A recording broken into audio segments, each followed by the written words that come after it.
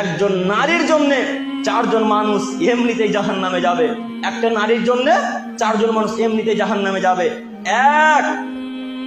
একজন মহিলার জন্য জাহান্নামে যাবে তার বাপ, 2 তার স্বামী, 3 তার বড় ছেলে, 4 তার বড় ভাই। কজন জাহান্নামে যাবে একটা নারীর জন্য?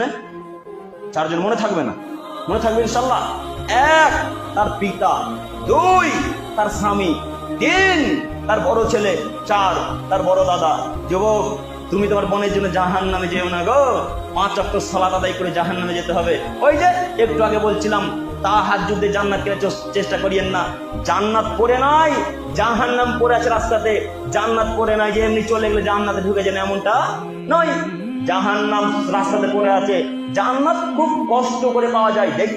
দেখবেন একটু বুখারী মুসলিমের হাদিস দেখেন, আমার দিকে তাকান। আবু হুরায়রা রাদিয়াল্লাহু তাআলা আনহু থেকে বর্ণিত